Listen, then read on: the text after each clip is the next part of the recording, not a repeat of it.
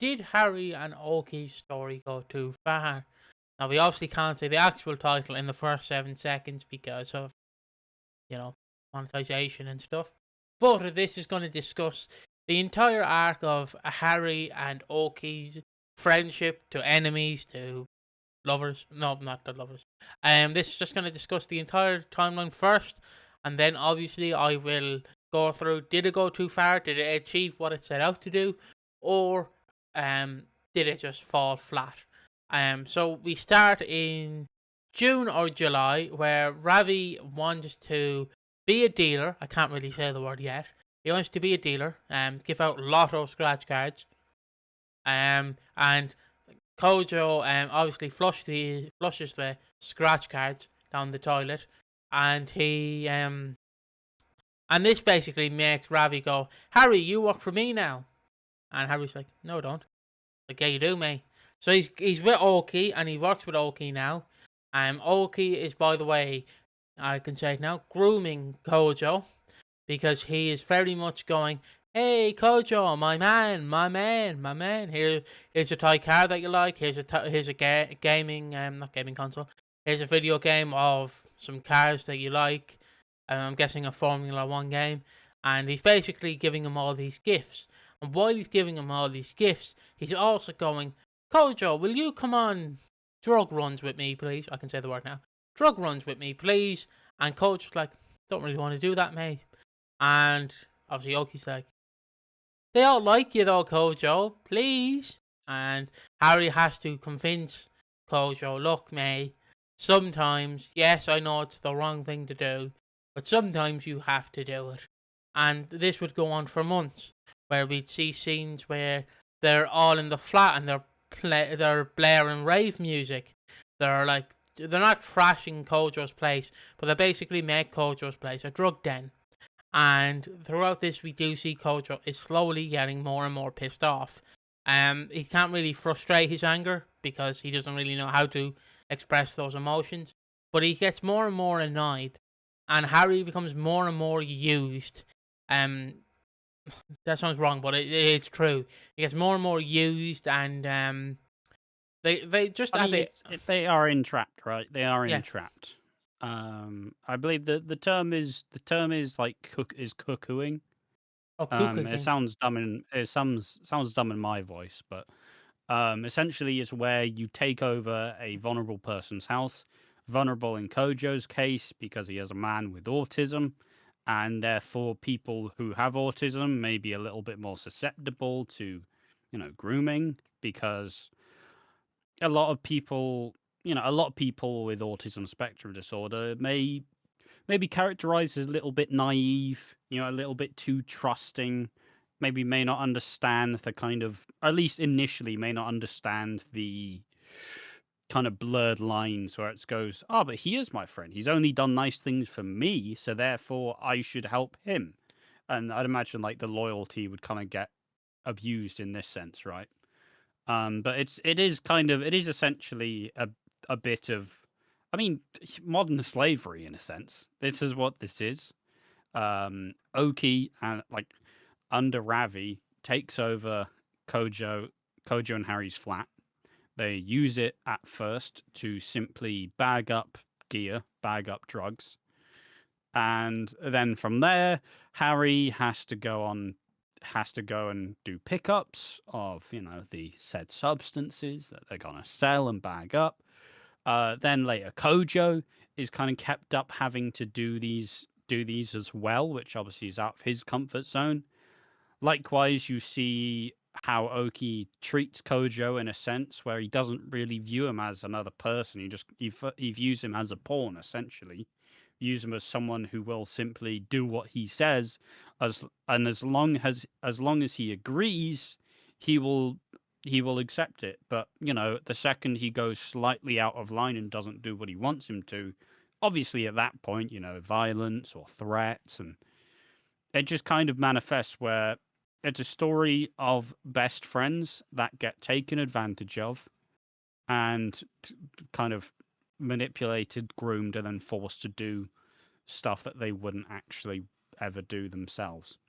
Yeah, and this all escalates by late September, or late August, early September, where Teddy is suspicious to what's going on, and Harry does open up to him. Now, Teddy, he's not the quote famous singer from Smash Mouth. He isn't the sharpest tool in the shed, and he places this camera in the most obvious position ever. Like I'm talking, like look behind me, and you see where the PG Tips monkey is. He literally would place it, like, let's just use that as a comparison, on the crotch of the monkey and be like, they won't suspect it. And obviously they go, hey, Matt, there's a camera there. And obviously Teddy's like, shit. So they actually find the camera, and then they chain Harry up because they're like, what did you tell your dad? Or not, like, well, they don't know that he told his You dad. can't be trusted. Yeah. Harry takes the fall for Teddy's stupid plan, and therefore he gets chained up. This is while Kojo is forced to do a bunch of pickups by himself, and as another way to manipulate and control Harry, they force feed him hard drugs. Not gonna say the ones because of YouTube. But Wonder Woman's my favorite heroine. My favorite it's not, but anyways, Yak gets the message across. Chained to the very addictive substances, which are gonna pretty much render you useless anyways. Like, you're not gonna be able to do anything. Very addictive, very very harsh. Calm down, all that sort of thing.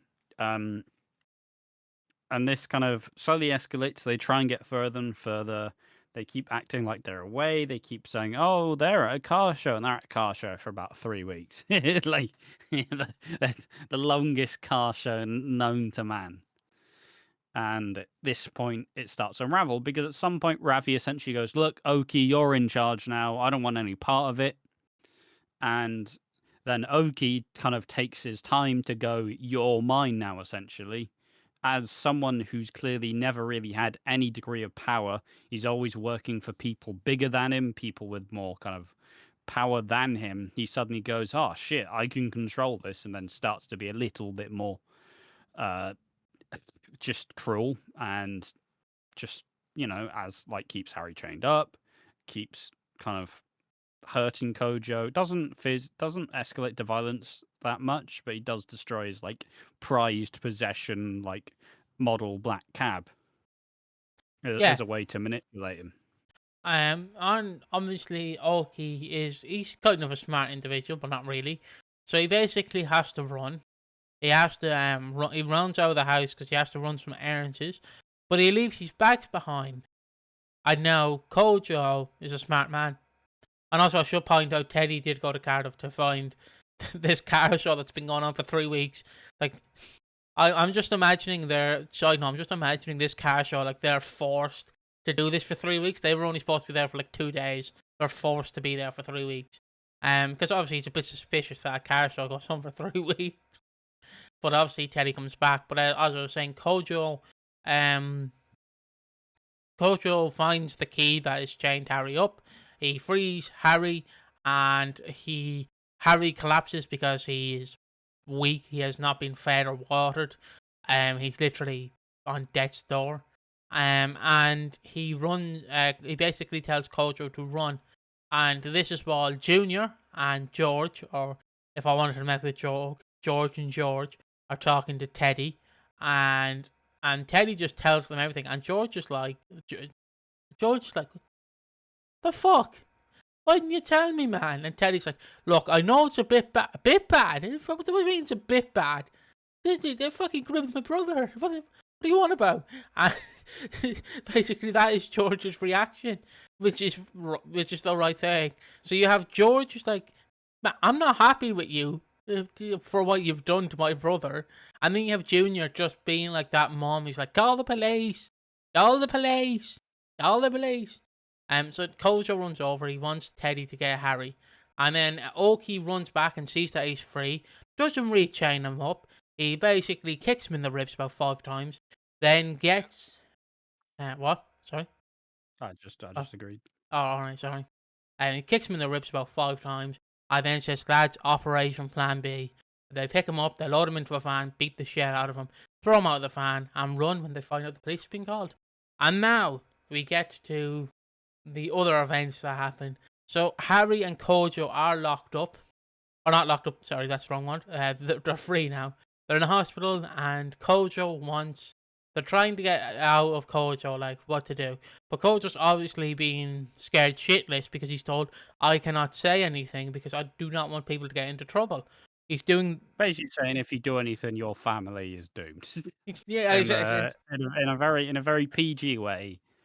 If you do anything, we know where you live. We know where your family live. we know where your family's family lives. If you get caught up in this, is there a chance that you get deported to Africa Yeah. with Sabina? There's a lot of leverage that they're throwing at him. And yeah, so George basically puts the frighteners on Nicola, and Harry saying, "Look, Harry, I am mad at you. I'm mad is an understatement. I'm fucking pissed at you." He doesn't swear, but I'm assuming he will be very pissed off. And he's like, "Just tell them the names of them, and because Kojo is a better man than I am, he does not want you to go down for your actions." And George is selfish is the right word, but it's also the wrong word, as he is only thinking about Kojo, whereas Kojo is thinking about himself and Harry, and Teddy and Nicola are thinking about Mostly Harry. Harry. Well, mostly Harry. And Teddy and Nicola are mostly thinking about Harry, but kind of thinking about Kojo. So it's that kind of weird thing. But George is obviously like, yeah, and Kojo's going to do this, and Teddy's like, my son was involved as well. He was chained up, lads. He was chained up. And obviously Harry rats on them, and they break into Ravi's house, or well, Suki's house, and they basically arrest Ravi for human trafficking, which I can say now because we can't put it in the title for obvious reasons. And they arrest him, and they basically tell Ravi, "You're not in trouble as long as you work on the inside for us, brother." And he's like, "But I'm not a snitch." "Well, you are now." And that's. Do you want to go to prison? Exactly. Do you want to see your kids grow up and have kids, or do you want to be arrested? And obviously Harry's got previous convictions, so if he did, he's done. He's done. Yeah.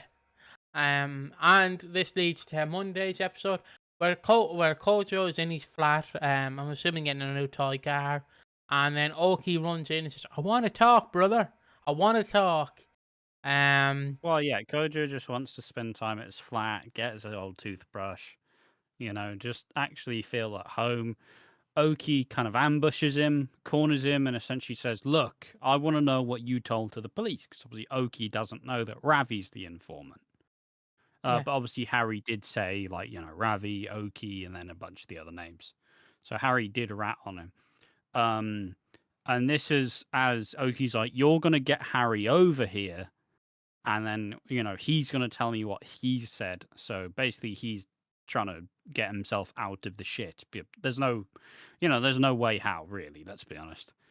So Harry gets over there. Okie pulls out a knife.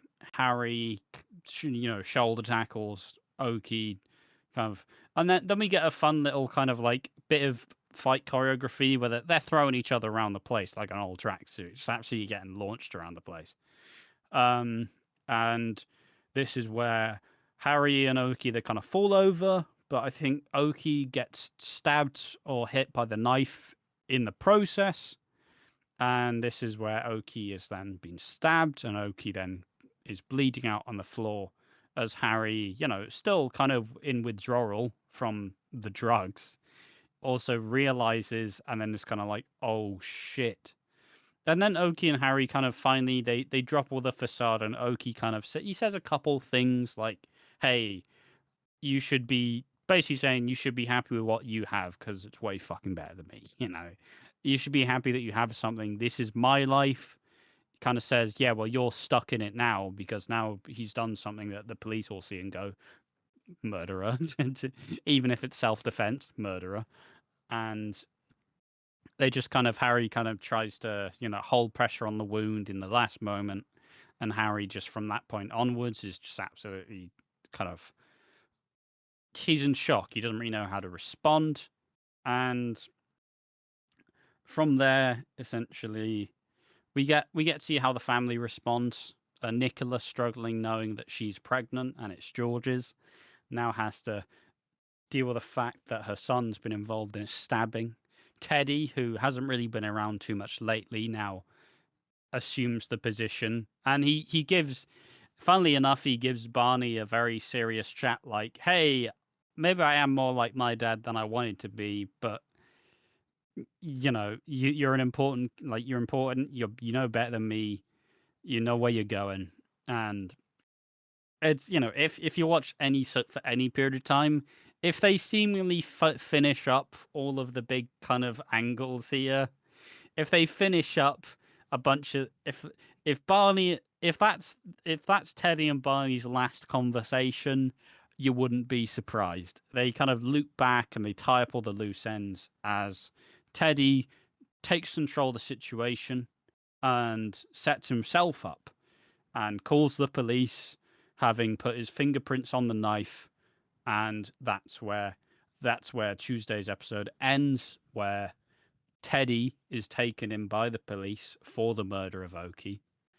And the only side bit about this is we also get a bit of Ravi, where Ravi's feeling sorry for himself and Priya's angry at him because obviously she said, none of this, guys. That I didn't sign up for this. And he goes, "You knew." But then George finally confronts him and essentially says, "You picked on a vulnerable man." And Yeah. then Ravi kind of chimes back by saying, "Yeah, well, at least I gave him a purpose. At least I gave him a purpose in life." And then George is just fuming, punched him in the face like multiple times. And Ravi's just kind of lashing out, knowing that he's kind of safe because he's an informant, but also he probably does feel kind of bad. But the fact he's doubling down on it means it's a strange kind of situation where is the audience supposed to feel with Harry Well, or Ravi. Ravi rather? I feel like that's where we start off, if you don't mind. Like, how do you? Obviously, I just want to say very quickly, shout out to Danny May. He had a lot of opinions on this. Because he if you want to check him out, you can. He made a vlog community post, basically saying this is career assassination for Ravi, or something along those lines. But where do we go with? Yeah, Danny May, regular like Hollyoaks. Yeah, Bit of back and forth with the channel. Don't know. it's on the community post I'll section. Yeah, But I'll avoid possibly misgendering them. I don't know, but they're a lovely human being. But yeah, where do we go with Ravi is another question, because I pinned the question to you last week when I watched these episodes, and I went, "Are we supposed to feel bad for Ravi?" Because in my eyes, no matter how you paint it, that he's a family man, that you always put your kids first, you do what's best for your kids, and all that bollocks, you still picked on a vulnerable adult. No matter how you look at it, no matter how you paint it, no matter how you try and crease the details out of it, you still picked on a vulnerable adult. And at the end of the day, can you really be redeemed by that? Because is the redemption going to be him just being like, "I stopped future people doing it"? Yeah, cool, but you still did it to someone, you know. Like, I don't know where you kind of paint Ravi in a sense from this going forward. Like, do you I kind mean, of I just think a lot of the audience kind of go, "Are we? Ravi needs to pay. Ravi yeah, needs to pay for his actions because he has groomed a troubled kind of young adult, a troubled. He's not really had the best of starts to life, um constantly bouncing in and out with addiction and a messy, a messy kind of start to being an adult, and messy in like 20s for him, and as said before, a vulnerable adult who you've ruined his life, scared him senseless, and he's been forced to do a bunch of criminal activity. Like, so at that point in time, you do just go, Ravi needs to pay. And in that same way in itself, I mean, even just an example, right? They on it, it's the way. It's sometimes in soap, there's a lot of synchronicities as to how storylines line up. where we're both getting a human exploitation in Hollyoaks at the start of the year. We're getting, another human exploitation slash modern slavery in Emmerdale right now. We did one a couple of years ago in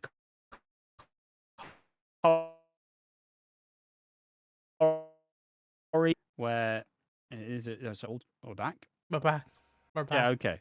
So yeah, as said, there are some weird synchronicities in soap where sometimes a social issue does become kind of the main topic, and the main topic of 2025 for most of the soaps are probably like Emmerdale, Hollyoaks, and EastEnders have all done modern slavery, human exploitation. All of those have done it, and you do kind of get into waves. But equally, they've also done somewhat different approaches to this story. Emmerdale introduced new characters who are going to be the focal points and behind the operation. Therefore, you can discard those characters when the story's over. Hollyoaks made one of the main characters involved in it a long running character who later basically got killed off because she couldn't be redeemed because due to her part of exploiting these teenagers. And likewise, if you make it Ravi, that was Grace Black, of course, for anybody who actually knows Bull. But with Ravi, you're making it a character who has proceeded to kind of do this with no real conscience, not really care, and so therefore, I'd argue most of the audience, the desire to have Ravi as a good guy is gone. Who's going to happily support Ravi as he's been a clear villain and played a huge role in part of doing this? And I don't know how you redeem him, because if the angle now is he's going to be an informant, he's going to take it down, he's going to pay for his actions, I still don't think it'll be enough. No. And also, so like, when you said young adult, I was like, Kojo's not a young adult. And then you went, oh, my mind clicked and went, Harry, all right. I was like, Kojo's like 40. But yeah, I was like, young adult. But yeah, because like, I, I just don't know where you go with Ravi. Like, what, he's an informant? Yeah, cool. But you did groom 2 people. Yeah, he still did it though, didn't he? Yeah. To tick off the bingo card, to compare it to someone from 2018, Alfie Moon. I know Alfie Moon was extremely different, but are you just going to blatantly ignore it and have it kind of be like, he did do it, guys, shut up about it, he did do it, shut up, and yes, he's redeemed now because he took down the crime family. Shut up now. Because I think he either has to die or he has to die doing the honorable thing of saving someone else from doing it. You don't have to kill him off. You can send him to prison. I don't know, but He has to pay for his actions, Yeah. essentially. Yeah. And I don't think anybody's really in the, like, yeah, sure, before this kicked off, we were all excited at the idea of Priya and Ravi back together, but that was before he started doing the criminal shit again. So that ship sailed. We don't want that anymore. As said before, and the final kind of piece of this argument is Ravi needs to pay, and he needs to actually pay for his actions. Otherwise, no one's even going to think about wanting to be a Ravi fan because he's done horrific shit. And even within Soap Lens, yeah, sure, some of your favorite characters have done horrific shit, but ultimately it's been it's been a whole lot removed, you know. It's been a long time since Phil was doing a lot of really dodgy shit, isn't it, you know? It's not that it can't be changed, it's just the fact that you need something to give for people to feel comfortable doing it again.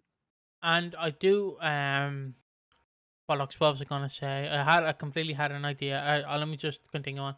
Do you think now was the juice worth the squeeze, or was it just played out a bit too long, and it wasn't really effective? What's your honestly thoughts about this, mate? I mean, I probably, even though I don't watch Emmerdale, I probably do watch it as as my least favorite kind of depiction of this, So where would you rank it? because I don't know. Well, see, I can't entirely rank the Emmerdale one, but I will argue the Emmerdale one has been probably better than this because it's tried to take multiple different angles as such. And the Hollyoaks one, I'm always biased towards Hollyoaks. So I think the issue with this one is I th- it was a lot more down to earth and a bit more hidden in a sense, right? Where in Emmerdale they have more like kind of county lines type stuff. We have younger people kind of being groomed to do this sort of stuff and expected to do favors and stuff like that in order to pay off clients.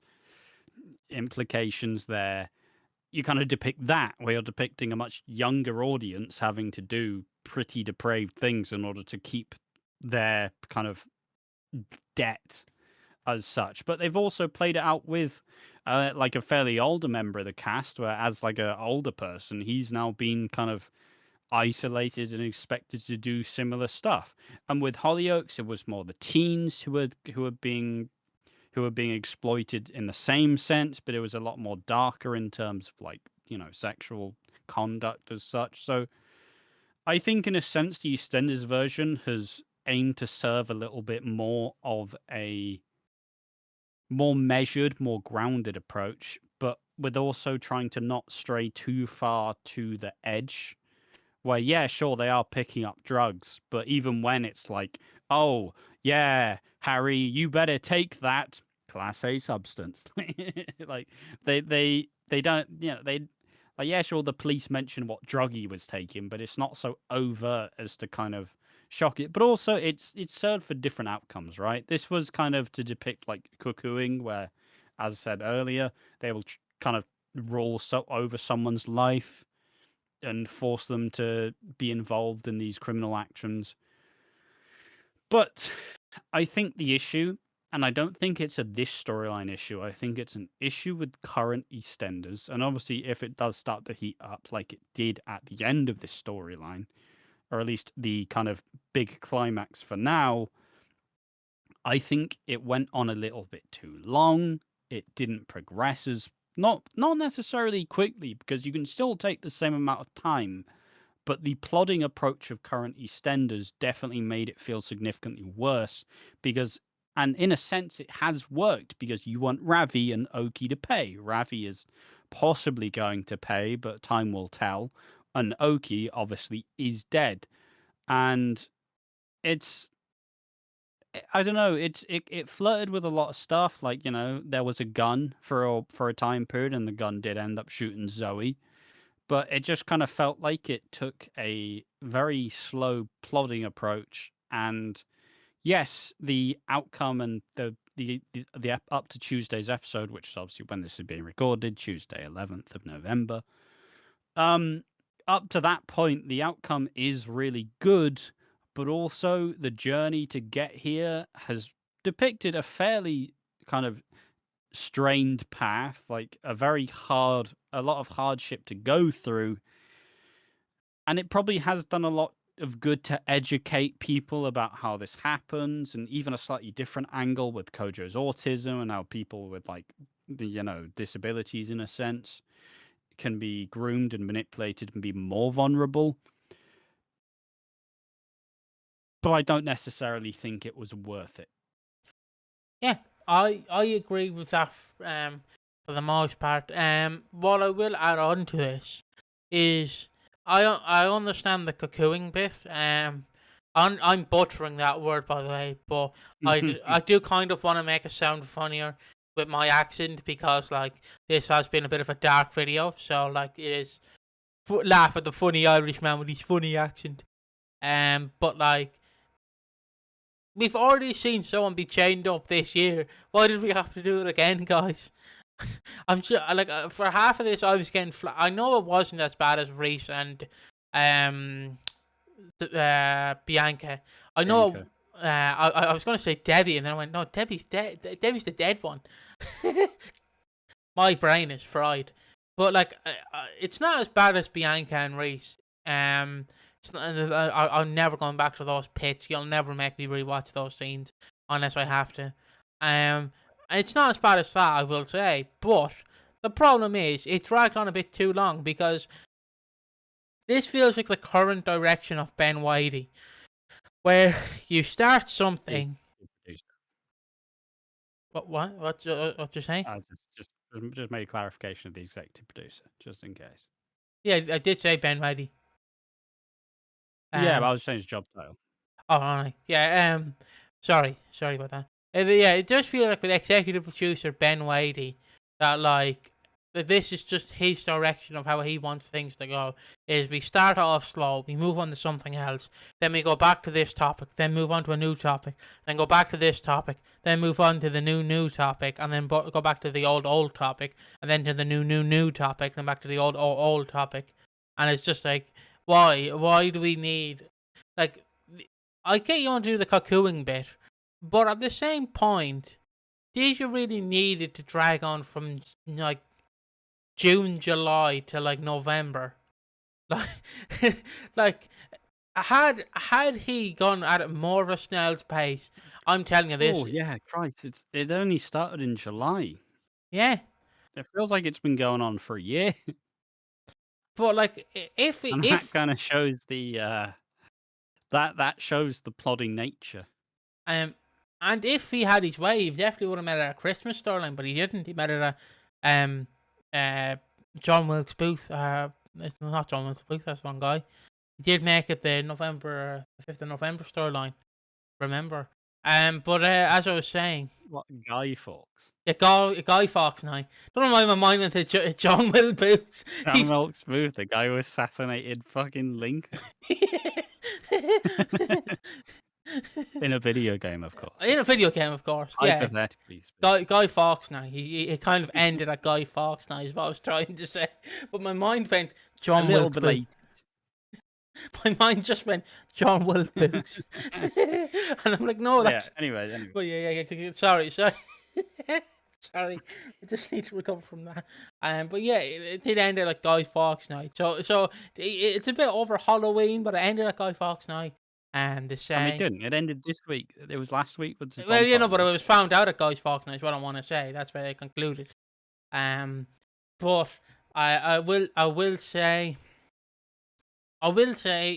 did it serve its purpose in what it was telling? Yes, but to be devil's advocate, you can tell a story, but you don't need to make it a 3 year long. I know it wasn't 3 years; it was like 6 months or 5 months. But you don't need to make it a 5 month storyline. Like there was no need. You could have had this wrap up by the start or the middle bit of September. Like the gun go. It was good moments. Yeah, it was good moment. But also, those moments felt quite few and far in between. And if that's like, it's a thing that I've seen people talk about, and I'm sorry to kind of derail slightly, but It's fair enough. people have been saying it on the Reddit where people are like, "Oh, I can't believe people are saying that. Oh, we're gonna have to wait until Christmas," and it's like, yeah, you can be upset about the plodding nature of the stories because pacing is important in soaps. First, you have to recognize that yes, you're telling stories over a year. You're telling stories over 1, possibly even 2 years. So therefore, you're not going to have 10 minutes in Monday's episode, then 20 minutes in Tuesday's episode, then 1 minute in the next week. You do have to pace it out in between. You're not always going to get the biggest updates to your favorite stories. That's just how it is. But there's also a difference between kind of anticipating and really being excited for something to happen and to just feel like it's happening to you, essentially. What we should be doing is we should be anticipating when Ravi gets taken down, when Okie gets taken down. We should be building excitement to it, and we should be really excited to see the payoff. But a lot of people are just, instead of going, oh, well, because a lot of people have received it quite well and are saying, yeah, this has been really good. A lot of people are also just like, oh, thank fuck that's over. That's not how you should be reacting to this. But that's not our fault as an audience. That's just how you've kind of delivered and paced and built this storyline. It shouldn't be a chore to sit through. It should be, yeah, well, it is going to be a chore to sit through because you are dealing with serious topics and you are depicting something real that happens and you need to educate people. But alternatively, you don't have you can have an exciting payoff to it, and you can have an exciting build and through line rather than what many people would kind of view as plodding. Yeah, I would honestly agree with that because it's just been a bit of a plodding storyline. It's that and Zoe's that's been like they've been It's a slog. it's and I know people go, well, executive producers before him did it. I know they did do it, but it just sometimes it feels like a chore to watch EastEnders. I know that's rich coming from us who make it our living to watch EastEnders, and we get to complain about it and make 50p a month. There you go. There's just a little fourth wall break. But like, as I was saying, like I know it's a slog to watch, but sometimes it's more than a slog. It's just fucking boring, where you're just like, Ravi's pissed off at I'm not Kojo, but I looked the wrong one. He's I mean, you could even make the old famous jokes to like Big Brother, where it's like, "Day 3, Harry's been locked up for 3 days. How is he gonna do?" Day 44. Harry's been locked up for 44 days. He's been hooked to an illicit substance, and Kojo's still not allowed to leave the flat. It's like, it's not fun, is it? It's not fun. get some trance music there. Go on, add some trance music. There you go. You've got yourself a like, show. like, it's you can do it differently, essentially. Yeah. And like it's like, oh my god, I'm supposed to feel sorry for Ravi when George confronts him, and it's like, you kind of groomed my brother, and he's like, gave him a purpose, didn't I? You give him a purpose, all right, but Yeah. you're not. He's not packing shopping for Deirdre and Tesco's. You gave him a purpose, but you didn't really give him cash in his wallet, did you? It's not like you made his life better for being involved in this. You got him involved in crimes that you wouldn't do personally. It's not like he's made a shit ton of money, but obviously, once again, you're not supposed to like Ravi in this situation because he did groom and manipulate two vulnerable men.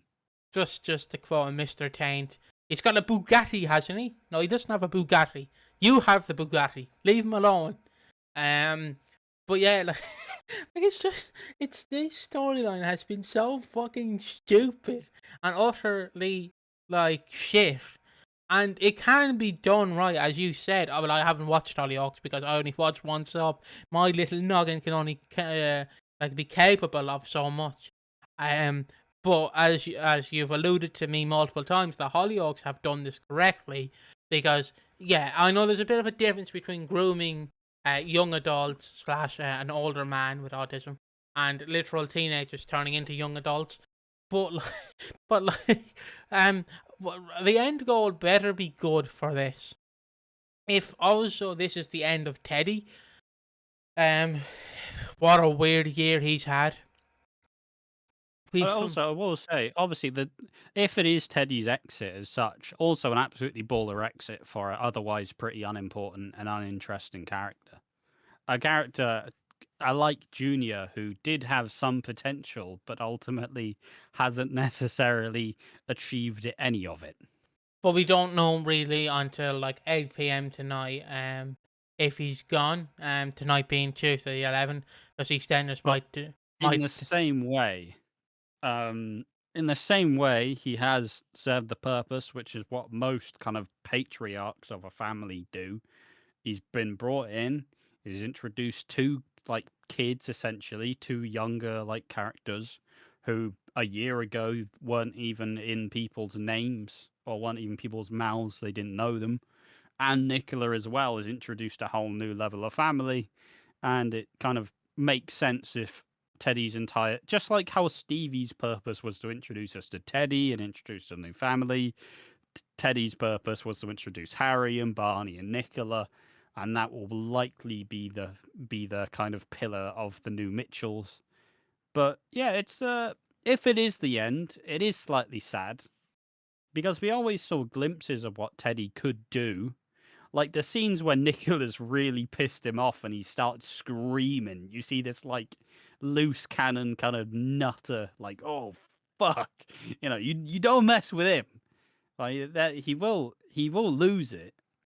There, But it felt like we've never really gotten to do it. But alternatively, It's probably a reason why Zach is Barney's actual dad. You know what I mean? Maybe there was a bit for like for a Foreshadowing. bit of pre-planning, foreshadowing. There we are. Thank I you. thought you were going to say foreplay, and I was going to be like, what? Uh, but like, I need to clarify this. We're currently recording this at 5 p.m. on the 11th of the 11th, 2025. EastEnders, if it confirms it, will be like when the episode airs, like on actual TV at 7:30. They'll confirm that like 8 or half 8. So we don't know if this is actually Teddy's exit. It's just innuendos and rumors. We won't know till either today, tomorrow, or Thursday. But if again it is Teddy's exit, man, I'm just saying he's gonna love prison. He gets to sit in the cook chair in prison again. Let's go. Yeah, we love that for you. But but if this is just Teddy's exit, he has done a fantastic job. He was a bit dumb in some instances, but he did do a fantastic job, and he did bring some comediness to this very harrowing storyline.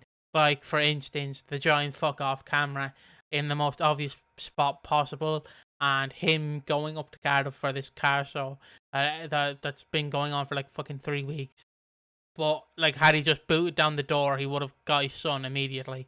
But yeah, I think this is a good send off for it. If you want more of these discussion pieces, I'm happy to do so with Ash. We are going back to our weeks off now, while I torment I'd Ash. also absolutely. I would love Teddy to stay though. I would Yeah. still love him to stay. I don't know how he gets off like free of stabbing someone.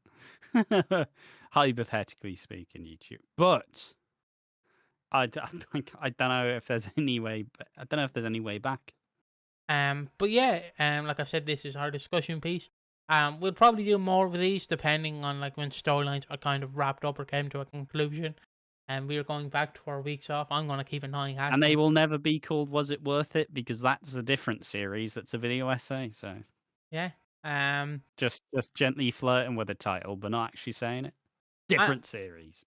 And I will just say that yeah, I'm gonna keep an eye on Ash, being like, I've more ideas. Piggy, I'm on a break. I know, but I am thinking of ideas. Yeah, Pig, you never suggest doing videos until I'm finally like, all right, week off. Woo. We're back. We should do this. It'd be a really cool idea. And here's me trying to watch Australian Survivor, just like fuck off. I'm doing what I'm supposed to do. Day 4, Piggy is still annoying Ash. Day 17. Piggy's still winding up Ash about doing a video for Christmas. But yeah, we'll see you in the next one. Bye bye. Bye bye.